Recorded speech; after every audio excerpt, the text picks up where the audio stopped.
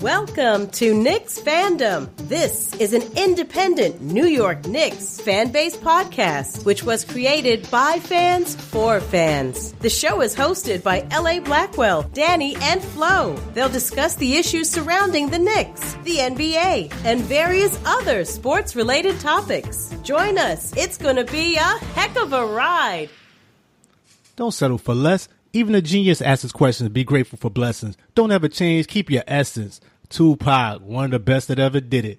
Haven't seen the movie yet, All Eyes on Me, so I can't really speak about it. But I do know all eyes was on the 2017 NBA Finals. On today's show, we give our final review of the conclusion of the 2017 NBA Finals. Moreover, during the NBA and Sporting News Weekly Review, we will discuss reportedly major trade between the Philadelphia 76ers and Boston Celtics, and several other NBA topics. Lastly, we will also give our in-depth review of the upcoming 2017 NBA Draft by giving our individual 12 lottery picks as well as our top 2 sleeper picks. So sit back, relax, and join us. This is episode 28 of our podcast on the Knicksfandom. As always, I'm your host, LA Blackwell. Hope all the listeners out there are doing fantastic. Glad to be joined by my co-host, Flo. How you been doing, Flo? LA, I'm good. How you doing today, man? Doing good, man. The weather's good. I'm doing good. I'm also joined by my other fellow co-host, Danny D. How you doing, Danny D? I'm good, LA. What's going on with you, man? I'm all right. We back on the air, fellas. But let's begin with the 2000 NBA Finals. The Warriors defeated the Cavs in Game 5 by a score of 129-120. In a game, in my opinion, which really wasn't that close. Kevin Durant was named the MVP of the series. So the series is over, and the 2017 NBA season can finally be put to rest. I know we are ready to go into detail regarding the series. But briefly, fellas, what's your overall thoughts regarding the NBA Finals? Lost in Game 5 by the Cavs and consequently the series. What do you think about it, D&D? You know, I really think the series, to me, was a lopsided series. Golden State showed that it had way more firepower than the Cavaliers, and Cavaliers didn't have enough people, quote unquote, or didn't have enough players to show up to actually contend and play against these guys. And it was, to me, I didn't like it. It was one-sided, and it was kind of boring to me. Finals 4-1, it could have been a damn near, could have been a sweep. I was very uninterested because we already know what was the probability, what was going to happen. But, hey, you know what they said? They had them winning in the beginning of the season, and that's what happened. They got it. They won. I'm hearing you, Danny D. Nostradamus himself, man. What can I say? What do you think about Flo overall, the series? Well, LA, this was the revenge tour of the Golden State Warriors. They lost to Cleveland in last year's NBA Finals at home in Game 7. So they came back, they smelled blood, and they dominated this entire NBA Finals against Cleveland. And the big game is in Game 5. Honestly, guys, I actually called 911 and put out an APP on Kevin Love. I'm still looking for him because I can't see him. I can find Waldo, but I can't find Kevin Love. I hear you. It's a shame. It really is a shame. Even Tristan Thompson showed up. The biggest game of his life, he showed up. First play of the game, got the ball at 3-point line, drove to the basket, laid it up there. JR came to play, knocked it down. I believe JR had 6 or 7 threes in Game 5. So unfortunate. Another loss for King James. Now he's 3-5 in NBA Finals. Hey, they need some more firepower, but also need some players that can play some defense also. By the way, where was Channing Frye in this entire finals? Was he hurt? No, they put him out of rotation, basically. He really was stuck on the bench. Also, he had a little bit of injury, though. I think he did, come to think about it. I heard somebody either the back or the knee. You heard about that, Danny D? I didn't hear about it. I think it was either the back or the knee, though. It was a little lingering injury. But he was pretty much stuck on the bench, too. Go ahead, Danny D. Yeah. No, I'm about to say, he was stuck with Derek Williams, who didn't play either. As well as Deron Williams, too. He played and shouldn't have played. Oh, man. I didn't enjoy it, man. I hear some of the other people on other shows, other fans I talk to, and it's like, I think it's bad less than a week, and it's like, it was just like ho-hum now. Everybody's talking about the draft coming up. And I didn't really enjoy looking at the parade, the little highlights of it. I didn't feel nothing. I honestly didn't. People was like, are they happy for KD? We'll get into that in the next question I'm going to ask y'all guys. But I really didn't get nothing out of it. It's 3 years, the same thing. Like you said, Danny D, we already knew this was going to happen, so I didn't see what was so exciting about it. It didn't even go 7 games. I was hoping at least go 6 or 7. So to end the series like it did, I didn't see nothing you really got out of it to me. I'm not going to look at the series and be like, that was a great series. I'm sorry. You could say about the powerhouses all you want. I didn't enjoy that. I don't like watching the All-Star game, man. I don't like watching it during the regular season. I don't want to see it in the finals. So I didn't enjoy it at all. But for the next question overall, did anything stand out in particular with you guys, like just going forward? I know we touched upon a lot of this the last episode. Listeners, make sure to check that out. But anything else before we just like end the talk of the 2000 NBA Finals, starting with you this time, Flo? My concern in LA is going to be these other NBA teams that sat out watching the NBA Finals. Maybe they want to build their own super team. That's my concern. Yeah, we definitely touched upon that. Like Danny D said last time, it's definitely the arms race. This is where we going. And this was a big reason why I didn't like the Kevin Durant move, just like I didn't like the LeBron James move. I don't want to keep beating a dead horse, but that's where we at. What about you, Danny D? Anything else stand out in particular? Yeah, that's about it. Like we said, overall, besides the arm race and things like that, because then how could you have the integrity of the game of people progressing to get better? Because now you're bringing sticks so high to meet these standards, which is not, in a way, it's unrealistic. You know what I'm saying? Because if I'm a team or a player and things like that, and I'm by myself, I'm trying, what's the point of trying? You understand what I'm saying? If I'm like, yo, if I just get better on my game, like a Jimmy Butler sort of say, you know, he improved his game, but his improvement is not going to show value because he's not going to win. It's like, it's no, oh, maybe in 2-3 years we can build a team together. It's not going to work. It's not. We're going to have to you can put all the draft picks together and grow together 4 or 5 years, you know, like a team grows, but you see that people are joining up and getting superstars to win. And that's what it is. KD said, everybody said, oh, KD, he gave 10 years. He gave 10 years. And he's like, yo, 10 years is, you know, okay. He didn't really give 10 years. He was hurt most of the time, 3 or 4. And the other time Russell was hurt. But now that's what it is. We're just going to join and try to win because that's the name of the game. No one rings. Exactly. And now I'm hearing Paul George, like you were saying. I mean, what's so exciting about that, though? Where's Paul George? Is he going to go to Cleveland? Going to go to Warriors? I don't care. That's not exciting to me, man. And I just want to put one thing in the rest. I'm so tired of people talking about haters. Nobody's hating on KD. If anything, he was one of the most beloved players before this happened. It was like Tyra Banks said, we were rooting for you. We were all rooting for you. That's how it was, man. Nobody had beef with KD. He could have went to any team but Cleveland and the Warriors. If he went to San Antonio, I wouldn't have said nothing. It would have been great. I could understood it. You want to play San Antonio style. They got very similar styles to the Warriors because, you know, Kerr's a disciple of Popovich as well. So I would have totally understood that. I would have totally gave him his props. But to go to this team, like D always said, that beat you last year and won the title 2 years ago and had the best record last year of all time, was weak then, it's still weak to me. Like I said, you could win to any other team. It would have been great. It would have been a lot more excitement to me. I'd have really felt it. But to do it this way, we're cheaping it to me. I'm sorry. It ain't that hard to be that great when you got all this backup behind you. So to me, if LeBron had been on the same team, he would have did the same thing. So I'm like, people saying, oh, KD might be better. He not. LeBron got a triple-double throughout the whole series. So to me, I'm like, he still did better with a weaker team. I don't see what was so great other than he got the ring. At any cost to me. So that's my last thing. Please retire the word hater with that. Everybody's not hating. It's not about that. It's about competitive. It's about wanting to see something that actually exciting, something different. So that's my last thoughts on NBA Finals. Anything else you all want to add? Or will I just go to the next segment? Danny D, Flo? Okay. All right. So that was it for the NBA 2017 Finals. We put that to rest. And we're just going to jump into our next segment, which is the NBA Sport and News Weekly Review.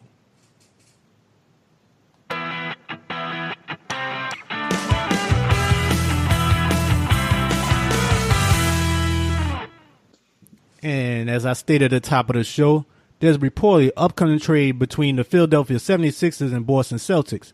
This trade will send the number 1 overall pick to Philly in exchange for the 3rd overall pick and at least 1 future first-round pick. As of now, it's said to be the 2018 Lakers first-rounder if it's between the 2nd and 5th overall pick. If it is anything else, then we remain with the 76ers possession, and the Celtics will get the 2019 Kings unprotected pick as reported by sports columnist Adrian Wojnarowski.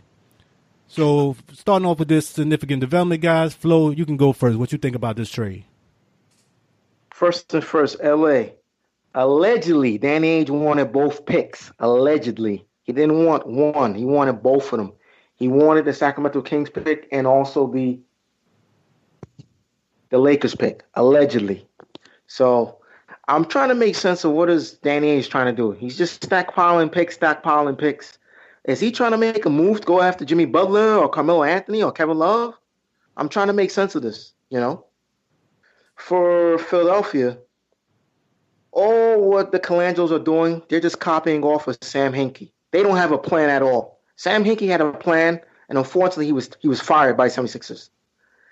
The Colangels don't have a clue whatsoever. But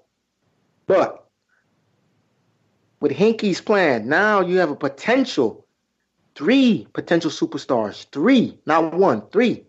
If you draft Markelle Fultz with the first pick in Thursday's draft, add him along with Joel Embiid, plus hopefully a healthy Ben Simmons, the last year's number one pick, you might be building something. It's possible, which was Sam Hinkie's original plan. So I'm not giving no kudos to the Colangelos.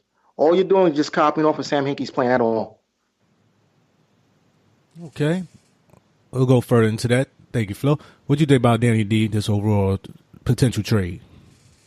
Overall potential trades, I'm giving the edge to the Celtics again because if you have the number one pick, that means they're not sold that folks should be the number one pick. You understand what I'm saying? They have a guard who just got hurt.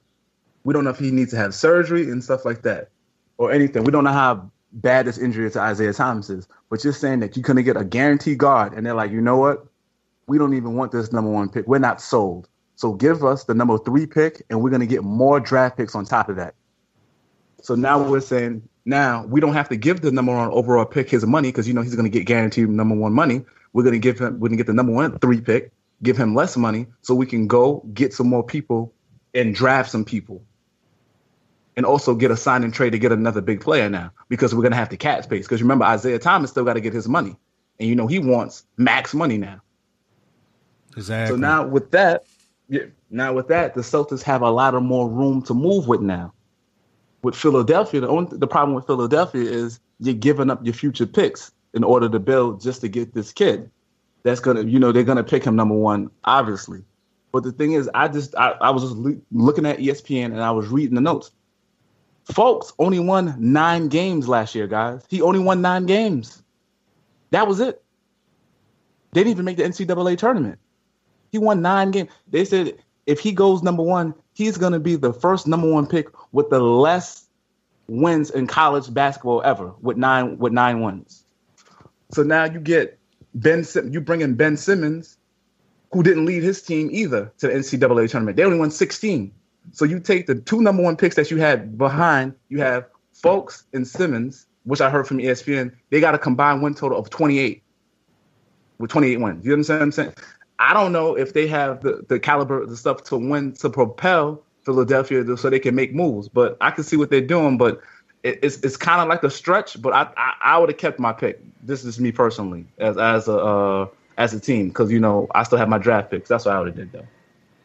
Yeah, I hear you coming from. Where you coming from? It's like the blind leading the blind. But I think they hopefully trying to get a veteran after this because they still got a lot of cap space left. So maybe they have one good vet that would put them over the top. But to me, looking at it, it's like you said, I think it's 2 things when you look at Danny Ainge. Basically saying like he's not sold on Fultz because you don't do this type of deal if you think this guy's going to be the real superstar to me. It's going to bite you like that. And also saying that you don't think you could win right now. A lot of what Flo talked about last podcast episode. Make sure y'all listen to check that out. And basically, you just stockpiling and you just saying either we don't have the pieces to win right now, or we're gonna trade these pieces in the eventual future as LeBron and them guys get older and take our chances then. Because they still got like 2019, they got another first round, and they still got the next pick next year as well. So it's a lot of picks they're gonna have. Looking what the Celtics may be trying to do. I'm not sold on folks like that.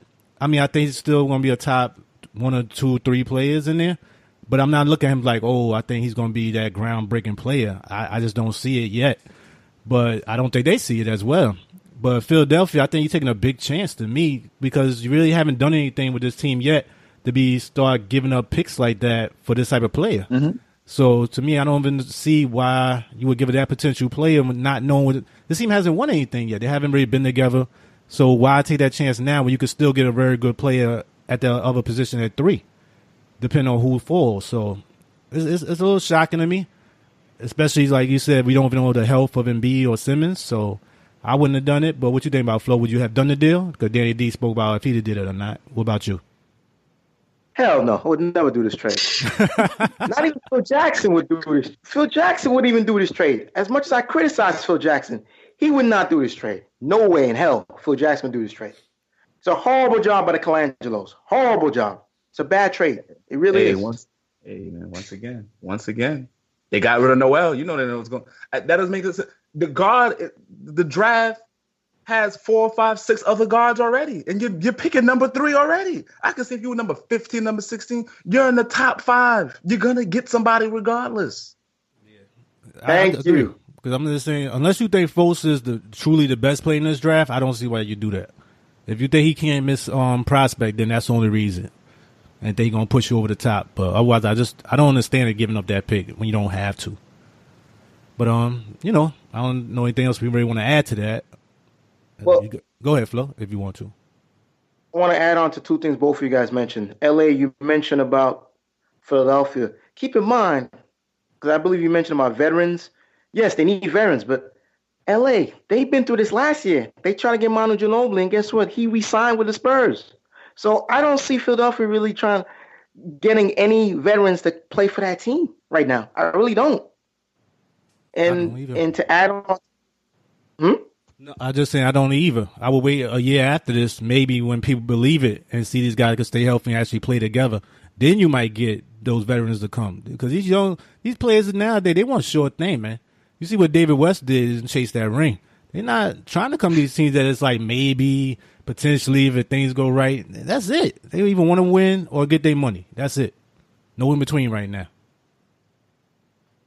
But go ahead, Flo. To add on to what D mentioned earlier when he talked about the winning percentage of Fultz and Simmons, those players fit in with Philadelphia. Philadelphia hasn't won anything since they traded AI. So they're losers in regards. No disrespect to the players, but they are losers. They're leaving a losing situation and getting drafted to another losing situation. It's not a big deal for those guys.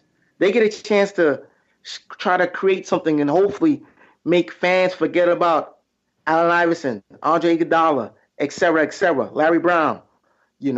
Hopefully, these players, the Embiids of the world, the Markelle Fultz of the world, the Ben Simmons of the world, hopefully they'll make a name for themselves and have an impact with Philadelphia where now you come into the arena, hopefully packed. Hopefully, like I said, it'll build something. Hopefully they can build something from last season, hopefully. But I don't think it's a big pressure for those 2 players at all because, again, they're already losers.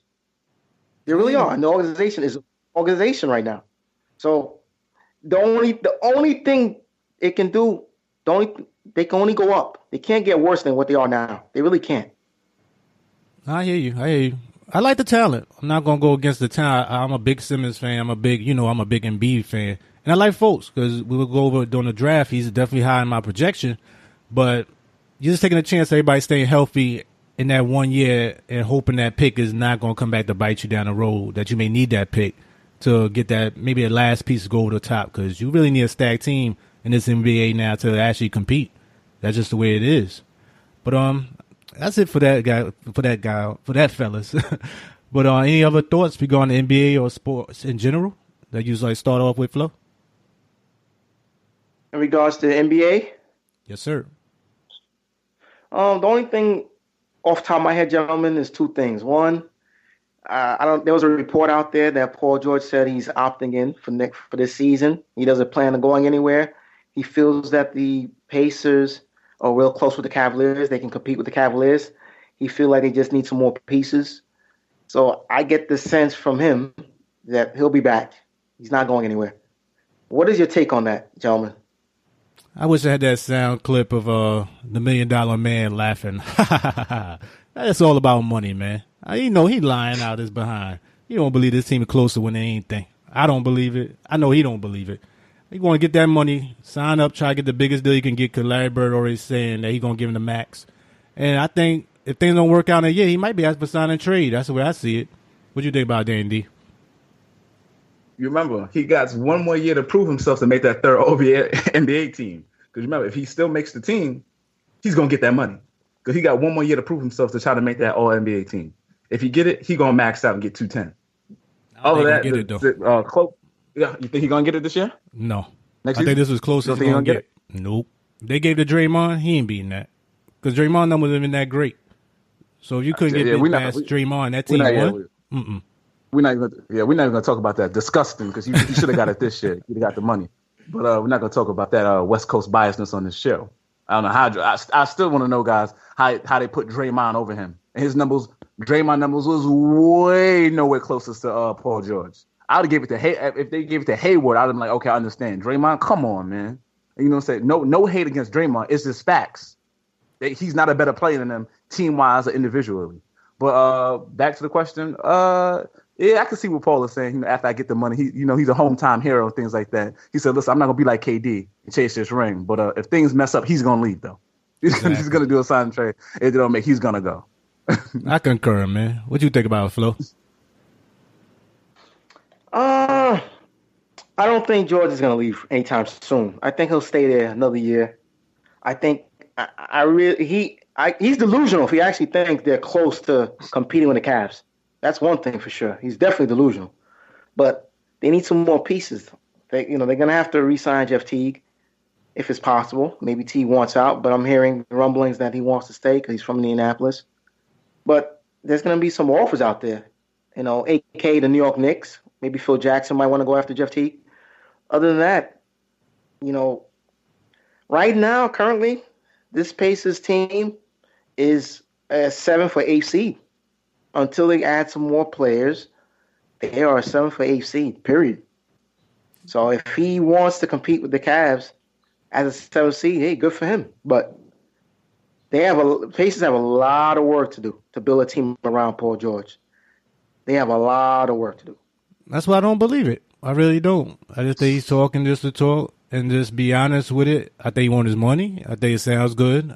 But at the end of the day, like you said, that team is not going to compete. Because that team, as much as I like Paul George, and I do like him, but he's not a top player on no team. I'm sorry. He's not the number one dude on your team. He's a number 2 and number 3 at best for a championship team in this NBA in the current environment. And also, nobody's going to Indiana.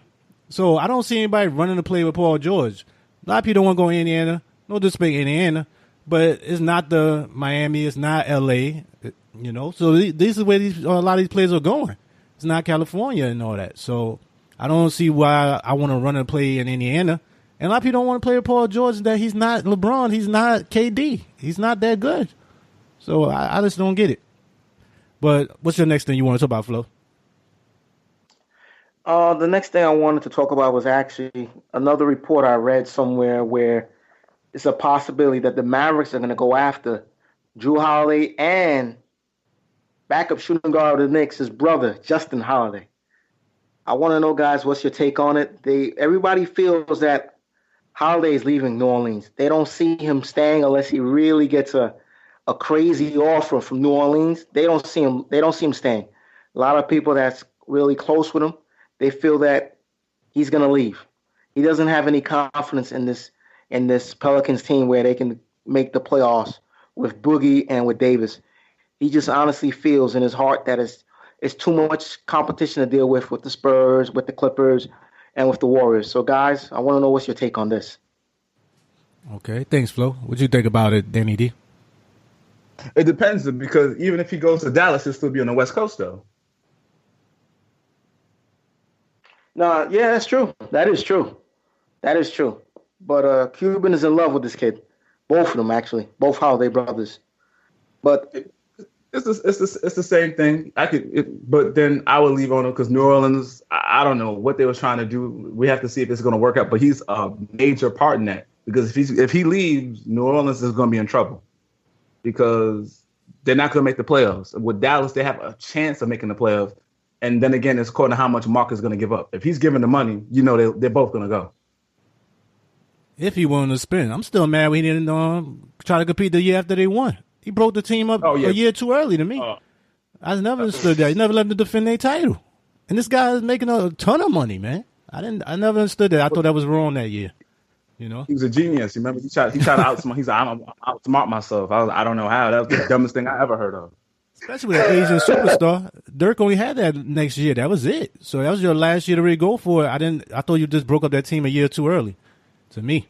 But looking at that, I mean, this team will compete for the playoffs with that. But just the way this NBA is so freaking stacked, man. It don't really matter if you make both of those moves. All right, you get it. You get knocked out with first, second round. Mm-hmm. So it's like, do you want to spend the money or not on it? I would do it, I guess, if I'm not giving the max to Drew Holiday. But you just got a lot of good players. It's like you got Barnes, Holiday. Maybe if Dirk play one more year, you got a little bit left out of him, and I believe Matthews. But that's not going to get you over the top. So what did you think about it, Flo, otherwise? I mean, if Cuban wants to spend his money, that's fine. But I agree with both of you guys. It's just not enough. He's still playing on the West Coast. He still got to go through the Spurs, the Clippers, and Golden State. Honestly, I think Drew should stay in New Orleans if he's going to leave to go to Dallas. He's better off just coming on the East Coast instead, in all honesty. Look for a team on the East Coast, a.k.a. the New York Knicks, or any other team out there in the East Coast. Maybe even the Spurs, if he really wants to win a chip. Parker's hurt right now. He's recovering. Maybe he wants to play with the Spurs. I mean, in all honesty, Drew has a decision to make, and he really has to make the best decision for him and his family. Yeah, I agree. Thank you, Flo. Anything else you have for anything for NBA Sporting News and Review, Danny D? Yeah, I have one topic, guys. I have one topic. So guys, that Ice Cube, right, is starting his 3-on-3 tournament. You know about that, right? Yes, sir. We talked about it last time a little bit. That's right. So the number one overall pick was Rashad McCants. Rashad McCants was the number one overall pick, and I forgot what team he's going to. Didn't really matter to me what was going on. But he had a quote saying that he really thought that he should have been a $60 to $70 million player, that he's been blackballed through the league, and he thinks that his problems and issues started not only from college, because he made accusations that in North Carolina, that they had him go to fake classes, he didn't really learn anything, yada, yada, yada, yada. And also, he said that dating Khloe Kardashian is what caused him to end his career, because he believed that teams didn't take him seriously anymore after he dated Khloe Kardashian. And he feels that it is her fault that he's not a $60 to $70 million player. I did read that, though. I remember that. The Kardashian curse. That's where it starts from. That's what he believes. Okay. But that's your fault then. You know what you were signing on. You know what's going on. You can't blame her for that. You was a fool if you're going to lose 60, 70 million for anybody. I'm not losing that for her. That's what you think. So I didn't get that. I did read that. I'm like, I'm not gonna let that mess up my money. You see, ain't messing up her money. She moved on quick. And it's so because they asked him in the interview, guys. They was like, you dating somebody doesn't make anything about your playing ability. Those are two different things. Exactly. What if you're doing outside? There's me. I was like, yeah, you like, sorry, Rashad, man. That's on you, player. That's on you. That's exactly what I said. Anything else you want to add to that, Flo? No comment. All right. Thank you, Daddy D. That was the end of our NBA Weekly Review and Sporting News. And we're going to jump into our final segment for today, which is our in-depth review of the upcoming 2017 NBA Draft.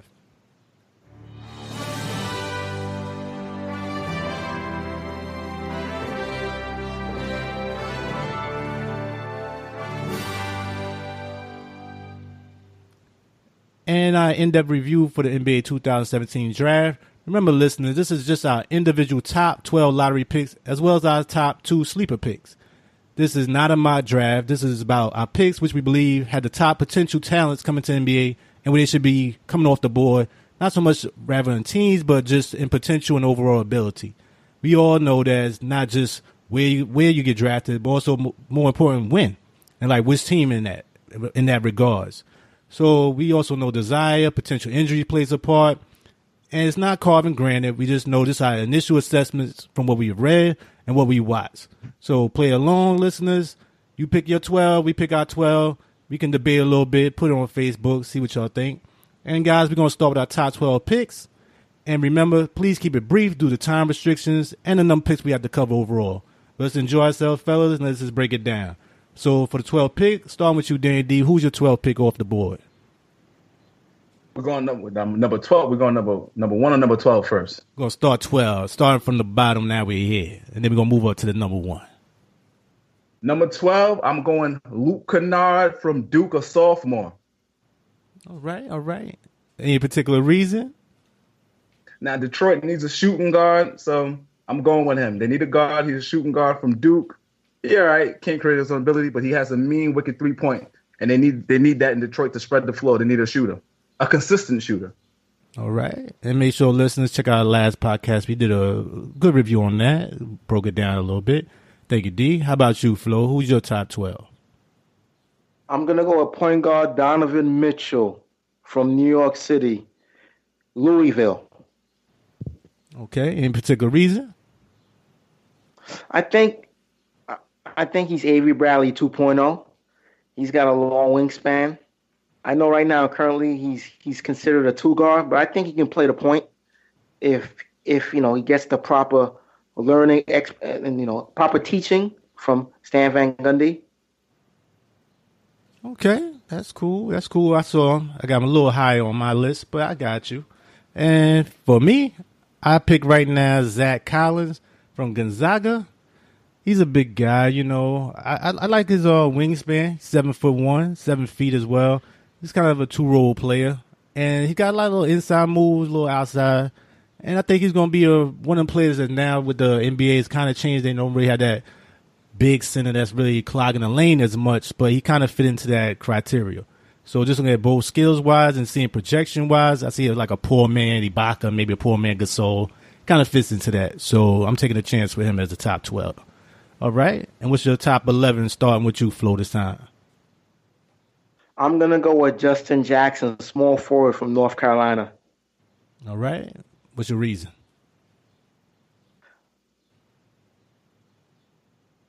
Small forward. He kind of reminds me of KD, body-wise, size, size-wise, in terms of his frame. He's not the most athletic guy in this draft, but he gets the job done. He plays defense. He can put the ball in the basket. He can take it to the rack. Okay. Thank you, Flo. How about you, Dan D? Who got for your number 11? Number 11, I got Lauri Markkanen from Arizona, the big guy, 7-footer. Oh, the guy with the big threes and everything? Baby Dirt? Got it. Yeah, baby, we need him out there. Because if you're going for number 11, in that 11th spot, they need somebody. If it's going to Charlotte, they need somebody that can spread the floor. He's a big guy who can rebound. And they need somebody big down there. All right. I hear you, D. Get your hand out of my pocket, man. I got him for the same thing, number 11. So for the same reasons, they say he's a baby Dirt, maybe a baby Ryan Anderson. 7 feet, can't teach height, and also had one of the best jump shots they said in the league. I like him. He got pretty good speed for that size. I hear some draft nicks are saying that he should go higher. I don't know about that. I don't know about that right there. They put him a little too high in my eyes, but he got some talents you really can't teach, So if he actually develop a little more physical and, stays healthy, he could definitely make it in the way this NBA is today, stretching the floor and, opening the game up like that. But thank you, Danny D, for your number 11. And what you got for number 10? Number 10, I got your boy, man. Just said Zach Collins out of Gonzaga, man. Big man. Okay. Any particular reason? Maybe different when I picked him? Now, just he fits into the system. A big guy at center. He's a mobile. He can move.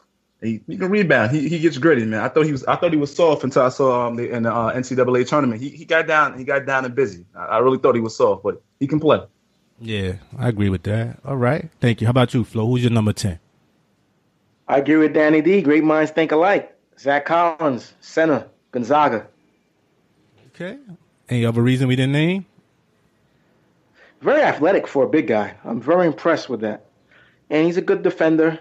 And now he's learning how to shoot the 3-ball. He's going to get better and better. Yeah, I agree with that too. For my number 10 is your guy, Donovan Mitchell. I like him. He's, he got a lot of talent, a lot of great wingspan for his size, 6'10", even though he's 6'3" in size. They say he's like a power type player. So he's my guy number 10 right now. And starting with number 9, who you got there for Flo? I got Malik Monk, guard, Kentucky. Ooh, that's a little bit of a drop. Any particular reason? No, I mean, honestly, what's hurting him is like, and I've mentioned this before, LA in a previous podcast. His height. That's the biggest issue. His defense is a work in progress, but I think he can improve on that. But I think he's legit 6'3". Some people have him listed as 6'4", but I think he's 6'3". Yeah, he does have The a guy smaller lights out wingspan too. Best shooter in this draft, hands down. Best shooter in this draft. No, very true. Very true. All right, thanks. How about you, Danny D? Who you got for number 9? For number 9, I got Dennis Smith Jr. from NC State. Okay. Any particular reason? No, good guard. He can play, got a jump shot. I was just worried about his knees, though. Them knees, especially for a guy who depends on his athletic ability. But I got him there as number 9, too, as well. Baby Steve Francis, they saying maybe. 6'3", poor man's Derrick Rose. Homeless man Derrick Rose, maybe, when he's in his prime. But I like him. He got a lot of talent, a lot of upside if he stays healthy, like you stated, Danny D. And he's my number 9. Who's your number 8? Start with you, Danny D. Number 8. I'm going with Malik Monk. Number 8. Okay. Any particular reason we might didn't state before when Flo brought him up? It's a versatile guy who can shoot the ball and very athletic. Okay. How about you, Flo? Number 8, I got Dennis Smith Jr., point guard, North Carolina State. Got you. Okay. I know you spoke about anything else you want to add I didn't talk about? No. Okay. For me, I got your man, Flo. I got Frankie. I don't like saying last name because I jack it up all the time. You going to say it for me, Flo? I know you got it better than I do. Tilakina. All right. Y'all listeners heard that. But I got Frankie. I like him. He got good size, good defense. Main thing I worry about is jumper. I'm hearing things a little erratic. Also, I'm just not seeing that many clips of him. So that's the thing that get me a little worried about it. He got great size. Could be a George Hill type maybe. But he's my number 8. And for number 7, who you got for that, Flo? You mentioned the player already, Frank Tilakina. That's the guy I have at 7th.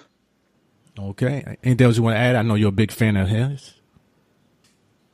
Long wingspan.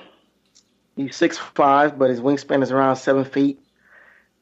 He's a point guard, but again, he's still a work in progress. Keep in mind, he's 18 years old. That's true. Which is why I'm a little worried the Knicks get him. But once again, Knicks ain't winning anything the next 2 or 3 years. I mean, at least next 1 or 2 years. So I guess you could wait on him. But who's your number 7, D? Go ahead, Phil. No, I was going to, not to cut you off, D. Believe it or not, I'm hoping Minnesota draft him. I'm hoping Minnesota or Dallas draft him. I'm hoping that there are 2 other players that fall in the Knicks' lap and they can pick over Tilakina. That's what I'm hoping for. I hear you. I hear you on that one. All right. Thank you, Flo. What you got for number 7, D? Same guy, Frankie. We all in that same area now. Any particular reason? Mm-hmm. Not got a guy, 18, and he's still growing. You can't teach that, man. He's young, and he can learn. You could bring him in slowly. But I don't know how that's going to do in today's society when everybody wants to win now. Yeah, that's true. That's true on that. For me, I got Malik Monk, your guy. Flo, Baby Lou Williams. We spoke about him already. Good size, great shooter. But I got him number 7 right now on my list. And going right into number 6 overall, guys. Almost halfway there. Who you got for number 6, Danny D?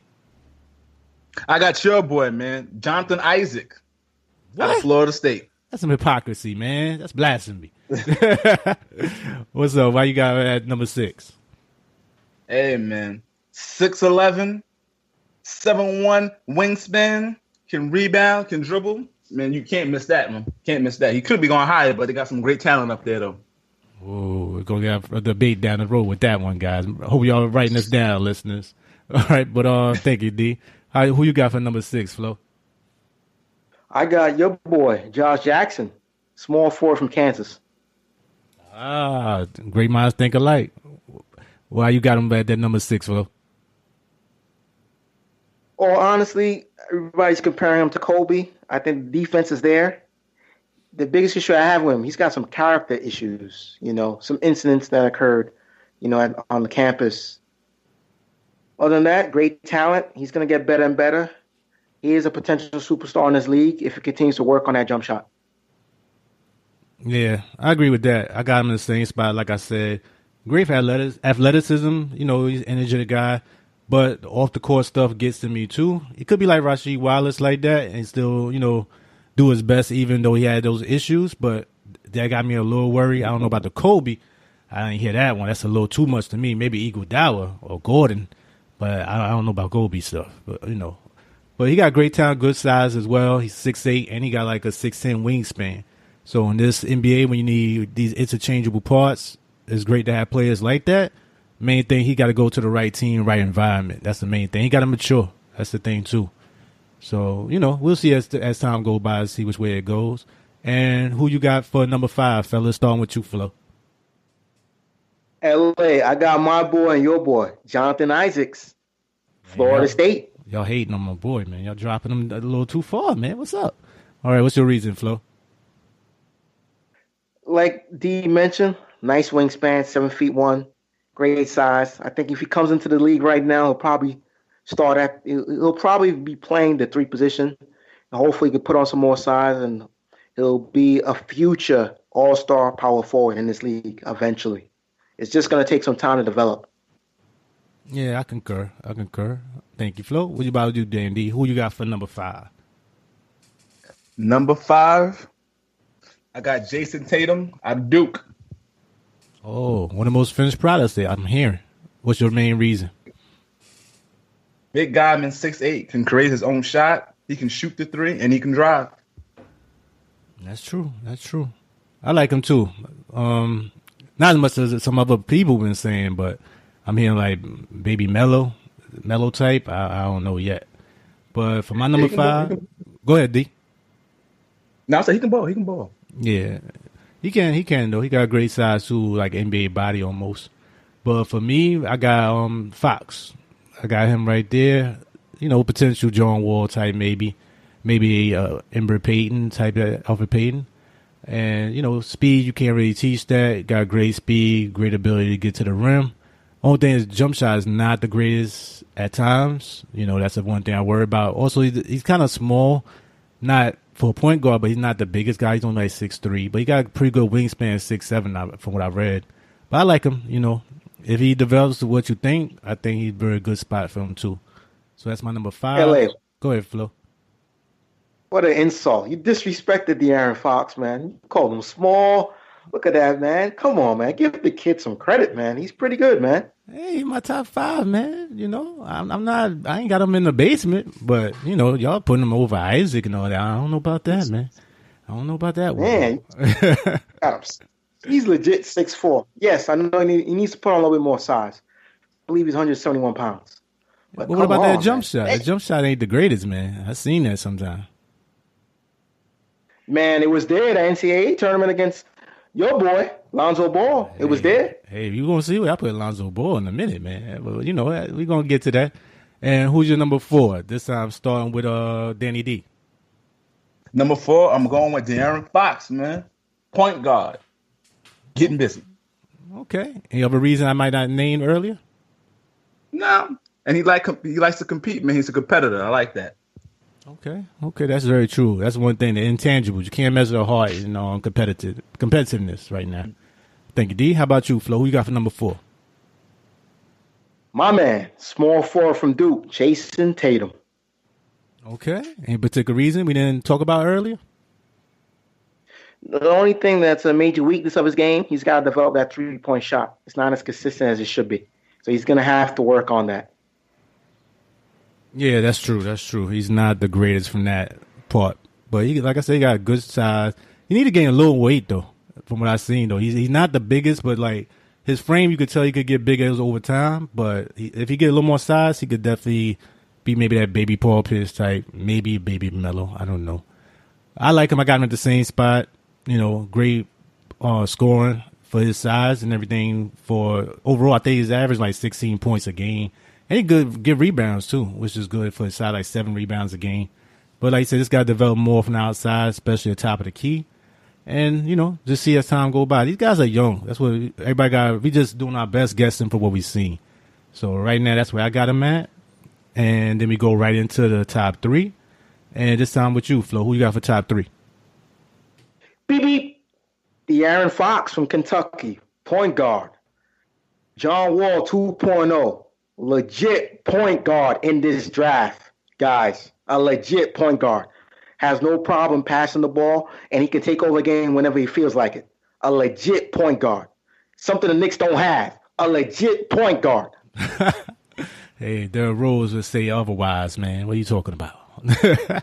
Thanks, Flo. Rose needs to slide to the 2-guard position. That's what Derrick Rose needs to do. He's a 2-guard. I hear you, and maybe off the bench. What I'm hearing, if he does come back, maybe an instant I don't know. I don't see that happening, though. I don't see Rose doing it off the bench. But go ahead, Flo. Rose is not an NBA starter right now. He's not an NBA starter. He is a 6-man off the bench. I believe that, but I don't think he believed that. But what you we think? need to convince his agent. We need to convince his agent, B.J. Armstrong, about that. That's what we need to do. Pull out the tape. Pull out the tape. What you said, Danny D? Pull out the tape. I said his knees to tell him. Oh, no said on that one. Oh, thank you there, Danny D. Who's your number 3 overall, though? Number 3, man, I got to go with the bad guy off the court, though. Josh Jackson. Okay. Say hello to the bad guy, all right? What's your major reason we didn't stay earlier, man? I'm just a big guy and things like that, but according to what team gets that number 3 pick, he might be the grittiness and the toughness that team might need. If he can hold him and let him play to his best potential, it might be a good fit for him at number 3. Okay, I hear you. And for me, my number 3 is J.I., Jonathan Isaac. You already know the size, the ability. You can't teach that, man. The guy has great defense for his size. He could play a lot of different positions. He's just a little underweight. And he actually could shoot the jumper pretty good as well, too. So, a little AK-47 I'm hearing maybe. And, just see what happens. The main thing is he's got to learn the game a little better. I see a lot of times he get his head turned to the side, getting caught, with backdoor screens, stuff like that. But also got to stay in the game. Sometimes he's a little too passive. He kind of disappears. Got to go to the right team. This is where the right team, the right coach could bring the best out of him, But I love his tools. I love his size, ability. It's going to be what he really want to do. If he really got that heart, that desire, and he get the right team, right coaching, he could be really one of them top players than me. So that's where I got him. Number 3. And we up to the last 2. So I guess from what I can tell, we all got the same top 2. It's just about where we putting them at. Mm-hmm. All right, guys. Starting with you this time, Danny D. Who you got for top 2 in the second spot? Second spot, I'm going with Lonzo Ball. Ooh, where LeVar Ball at, man? Disrespecting his son, man. Where you at? What you think? What's the main reason, Danny D? And the main reason is just the fact that the number 2 pick and the height. Because he has the height. I was going to go with Fox, but Lonzo is 6'6". He got the 6'7" wingspan. And that you just can't teach. If he just hustles and things like that and comes in shape like he's supposed to, he'll take that number 2 pick, man. He'll go with it. Okay. How about you, Flo? Great minds think alike. Got Lonzo Ball with the second pick. I think it's a perfect spot for him. He get to play under one of his favorite NBA players, Magic Johnson. Get to learn from him. And it's going to be redeveloping a futuristic version of Showtime. He'll play the point, 6'6", good height. Got to put on a little bit more weight. Got to stay healthy. And he's He's got to be able to stay dedicated to the game, man. Put in the work. He's got to put in the work. I know he's capable of doing it, but he's got to put in the work. I hear you. You know, as they say in New York City subways, good evening, people. Showtime is showtime. But for me, I got Markelle Fultz as the top second pick overall in the draft. I like him. I'm hearing some good things about him. They say maybe a Gilbert Arenas type. Got 6'4", got nice wingspan, 6'10". But for some reason, he just doesn't jump out to me a lot of times. I'm looking at him. I'm not seeing what everybody else seeing to the same extent. Like, he can't miss. So I'm a little iffy with that. And I got him as my number 2 overall. So that's where I got him at. And for the final pick in the first round, who do you have, Flo? Starting with you. Who's the top player in this 2017 draft? Markelle Fultz, point guard, Washington. Okay. Any particular reason we didn't state? I think he's one of the few players in this draft that doesn't have too many flaws. Right now, he's got to work on his conditioning. He does look a little bit pudgy, which I'm a little bit concerned about that, but he's got to work on his conditioning. I think he could be a future all-star in this league. He can play both positions because he got the wingspan to play the 2 guard. Definitely, he is the number 1 pick in this draft. Hands down. Whoa. That's not no big baller talking right there, man. It's my hands down. I don't know about that. What you think about it, Danny D? I concur with Flo. If he just drops because right now they got him at 6'4", 195. You know, he dropped down to 190 with this muscle he can just bowl through. He got a jump shot he can create. I'm going with him. This is the fact that who has the number 1 pick. Yeah, he has to be the number 1 pick for them. Yeah. But overall, who's your number? Is he your number 1 pick? Yeah, got to be. Yeah, number 1. Okay. Well, I got him as number 2, so it's not that big a difference, guys. But overall, I'm going Lonzo Ball, man. To me, he got a lot of intangibles. Only thing I really worry about is his jumper. It's an ugly-looking jumper. I worry about that. And then off the court stuff, not so much with him, but the things around his father sometimes. I just wonder if that's going to make him, like we said in the previous podcast, a bullseye on him. And that's going to wear him down after a while. That's the one thing I worry about, too. But to me, the talent-wise, I love how he make other players better. I love the size, 6'7". I think he has great hops for his size. I actually see him in little mini slam dunk competitions. Not like off-the-wall hops, but he got good size. He can definitely put it up there, throwing it off the wall. I've seen him. And just his demeanor, sometimes I like that. I think you're not really going to rattle him too much or shake him with that. I mean, he's been playing this his whole life.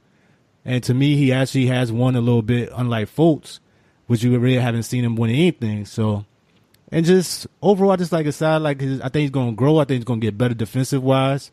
And just, he can make people better. So even if his shot is not working, he has the size to play defense. He has the ability to make people better. He's a pure point guard. Take nothing away from it. To me, he's the best point guard, just looking-wise, out at the other offensive in the whole draft to me. So that's a big push to me right there. So no matter what team he go to, he should make them better on that level, which I can't say for everybody else, you know. But anything else you want to add to this NBA draft? I mean, we're going to get to the sleepers in a minute, but anything with the top 12 y'all want to talk about real quick before we move on to our sleepers? Okay. So just going into the next sleeper part, who's your number 2 sleeper, starting with you, Flo? Or number 1, either way. All right, number 2 sleeper, I would say Kadeem Allen, point guard from Arizona, 6'2", wingspan of 6'9". Okay. Anything else you want to add to him, or you just want to jump to your number 1 sleeper? My number 1 sleeper is going to be Wesley Awudu, shooting guard from Kansas State, 6'8", wingspan 7 feet. Okay. Anything else you want to add about him that stood out to you, make you pick him? He's a good defensive player. I think that he reminds me of Lance Thomas 2.0, but he's got a better offensive game than Lance Thomas. Okay. I hear that. Definitely could use those type players in the NBA. But thank you there, Flo. And how about you, Dan D? Who's your top 2 sleeper and your number 1 sleeper? My top 2 sleeper is Jordan Bell from Oregon, 6'9", He did a tremendous job in the finals for Oregon. He can rebound, and he's working on his game offensively. He can rebound the ball, and he's a knack on defense. And if once he gets his offensive game, he's going to be doing his thing. That's my number 2. And my number 1 sleeper is going to be Sindarius Stornwell from South Carolina. The guy that brought them to the Final Four. He gets busy, very polished, and he can lead a team. The only problem is they say he's a lot older, but he's a polished guy. He's 22. He averaged 21 points. He's 6'5", has a 6'10" wingspan. He can ball. Yeah, I saw Thornwell as well too. I was thinking about picking him. He's a good scorer too. He got a lot of tools, man. And he can defend. Yeah, that's true. He came up big in a big time situation too. Yeah. I don't know how they sleeping on my man like that, man. There's a couple plays I went through that kind of came to mind, like Nigel Williams. I look at Angel Williams, I should call him. I looked at him. I also looked at like Thornwell, and then I looked at I don't know how to pronounce the last guy's name, but Simi Ojeleye, Ojeeleye. I looked at him too for the top 2.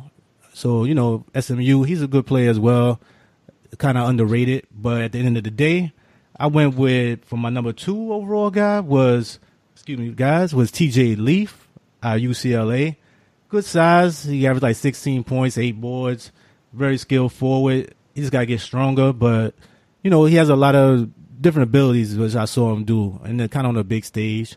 And my other guy was a little bit of a sleeper as well, was OG Anunoby. And he's from Indiana. He's a forward and a sophomore as well. He's averaged like 11 points, 5 boards, but his defense is the main thing that stood out to me, guys. It's like you really can't teach his defense. He's very good on that size, very good wingspan. For a guy that's 6'8", he has a 7'2" wingspan, which is some people saying a poor man. Kawhi, I wouldn't put it that high, but to me, he's more like a Battier or Trevor Ariza type. And if he could ever get a decent jumper and get with the right coach, I think he definitely could be a really good player down the road. Good, role player type, fit into the system, come off the bench, maybe start some as well. But I really like a lot of things I saw out of him. So that was my other sleeper. And anything else you want to talk about overall this draft? Anything we debated or anything we didn't talk about real quick, guys? Anybody could jump in real quick if they got anything else you want to add. Yes, LA. Okay, go ahead, Flo. Yeah, what I want to mention, a player you mentioned earlier, I'd love to see the Knicks draft in the second round. Nigel Williams-Gross, point guard from Gonzaga, 6'3", 190 pounds, wingspan is 6'7". That's one player I love. I would love to see Phil draft in the second round. Another player, definitely, I would love to see Phil draft is the shooting guard from Houston, 6'6", 205. Damian Dotson, 6'9" wingspan. This guy can shoot lights out the building.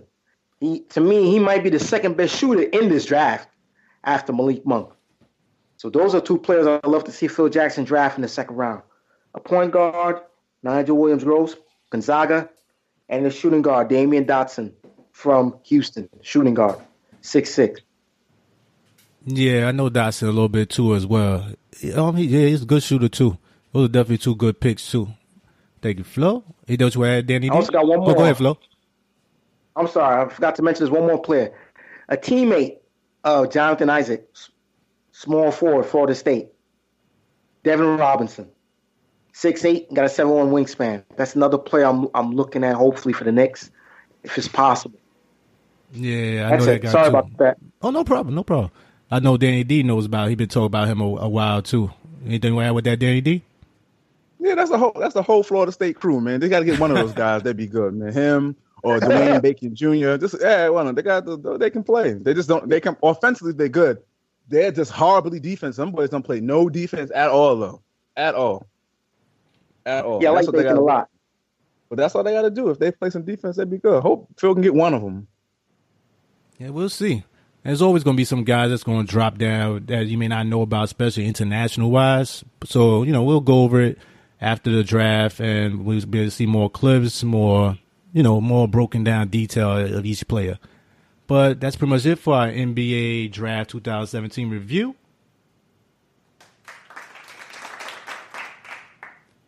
And that should be it for our show today, fellas.